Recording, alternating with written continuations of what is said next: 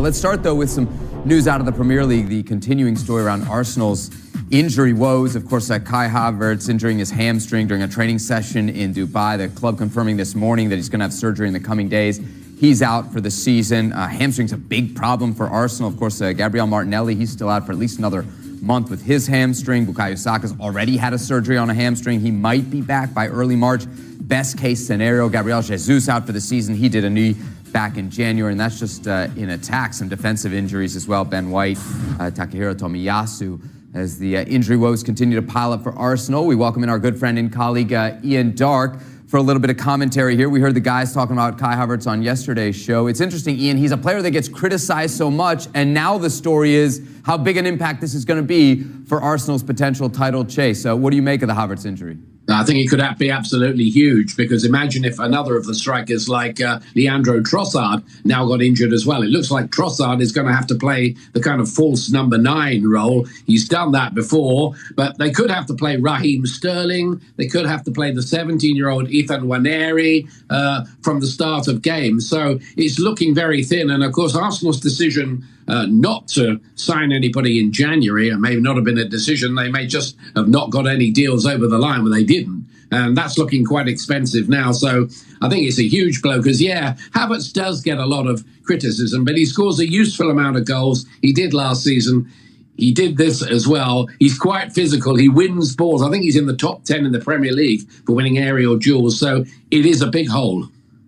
Chuck, I'm thinking back to the Carabao Cup match against Newcastle. They had Havertz in that, and they were hardly dangerous enough. Without Havertz, without all those injuries, can Arsenal, just in attack alone, be dangerous enough to kind of continue this title chase? Well, Arsenal's, with or without Kai Havertz, Arsenal's ability to chase down Liverpool, I think, hinges a lot on Liverpool right now, given the distance that is already exists between the two. And yes, without Kai Havertz, you do wonder what the options are.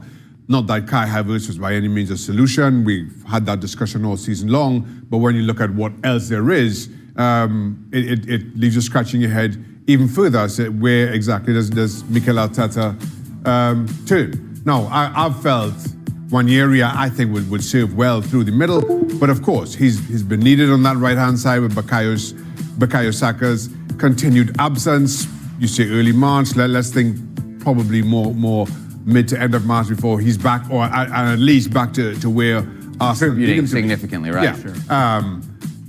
Maybe then you can shift Nwaneri through the middle and see how that works for you. I like the look of him, young, inexperienced, yes, but I think he's very talented footballer. So you give that a go. Other than that, I'm not sure, because as much criticism as, again, we've kind of leveled at Kai Havertz, Raheem Sterling is by no means any kind of an improvement. Stevie, I was surprised watching yesterday's show. You were maybe a little bit more willing than Craig, but neither of you guys was willing, as a result of this, to kind of rule Arsenal out. What do you see from Arsenal? What's the evidence that makes you not want to rule them out yet? Well, because previously they have scored goals from the middle of the park and they've scored goals from set pieces. So we shouldn't forget that. But they're going to have to rely on it. That becomes the problem. I think we've said enough about the front three. Nobody's picking any of those front three, certainly not in the top 5 or 6 sides in the country or the planet. Nobody's picking any of them to play up front for them. And so really it comes down to the middle of the park. And the likes of Odegaard has to pick up the mantle, and Rice has to do the same. But that formula hasn't really gotten them close to this point, so why would it start to work now? When we're already taking away massive parts of this attack. I'm not saying it's going to work, I'm saying it has to. They've got themselves in a point where they have to. You know, every team relies on the front players to score the goals. And if you can get goals from the middle of the park, set pieces, whatever it may be, then they're kind of a bonus, but they find themselves in a situation where they are now relying on the middle of the park and the set pieces to get them goals. There's a complete different when you've got to try and win a Premier League and you want goals coming from set pieces all the time. I mean, that's why it's almost going to be impossible, but it's not quite there yet. Ian, how realistic do you think an Arsenal title push would be right now, given everything we know about this team and the injuries that are piling up? Yeah, well, I'm like the guys. I don't rule them out completely, but this just made it a heck of a lot harder, and it was hard enough already with Liverpool 7-point lead. Doesn't look like Liverpool are going to drop that many points between now and the end of the season. Significantly, they do have to play Arsenal again, but that game is at Anfield. They have to play Everton again, which could be another steamy affair like it was last night. But it's Liverpool's title to lose, isn't it? And it got very much harder for Arsenal. I think they'll have to hope Saka gets back sooner rather than later. Shaka, what do you think is more likely here? That Arsenal close this gap to a point where last day of the season there's still something to play for, or Liverpool win by more than the 7 points that they have an advantage now? I don't think come last day of the season it will be one of those where you've got two screens up and trying to figure this out. No, whether it's less than 7 points almost depends on Liverpool.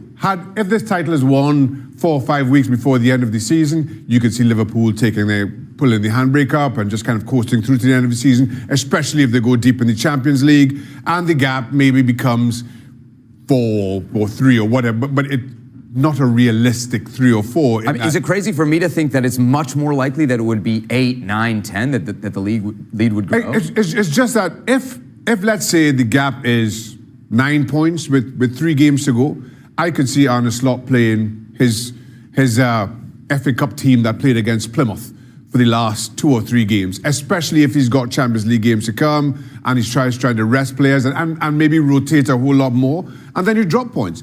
So if that happens and all of a sudden the gap come last day of the season or end of the season is 3 or 4 points, it feels close, but the truth is... News, once again, in terms of injuries, because the season is over for one of the most important players at Arsenal, Kai Havertz. So after suffering many injuries, especially in the attacking department in the recent weeks and months, one more for Arsenal. It's a really bad news for the club, for the coaching staff, for the teammates, because when you lose a player like Kai Havertz, who was considered absolutely crucial, obviously, in terms of contribution, game time, was a really important player for Mikel Arteta. Well, you can understand how bad is that news, especially coming after the January transfer window, when Arsenal wanted to bring in a new striker. We still have in our memory the quotes from Mikel Arteta several times saying, we are trying, we are working on it, we are trying to bring in a new striker. Why not?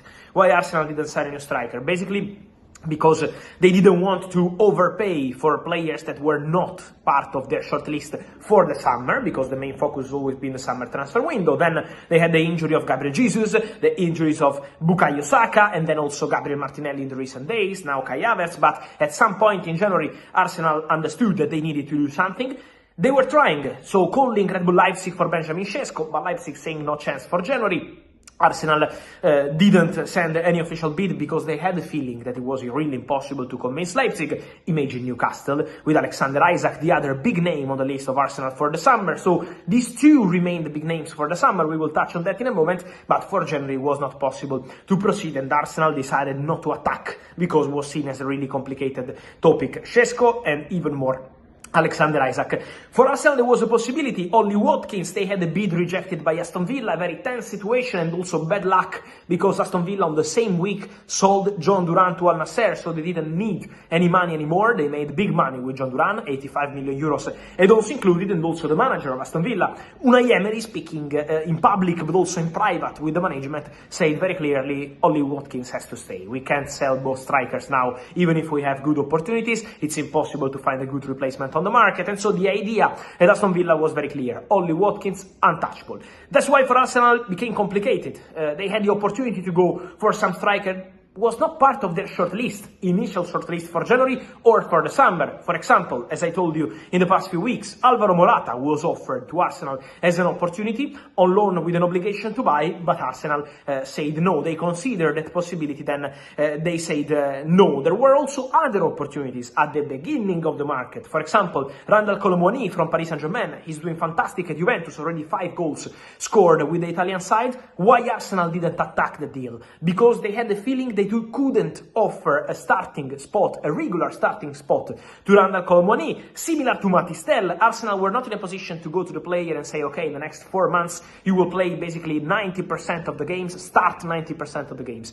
At that point, Arsenal didn't have that sort of power, and so Colomwani decided to go to Juventus, also because Juventus can offer him the opportunity to play, and he's a really important player for Thiago Motta. So Arsenal never really entered the race for Colomwani for that reason.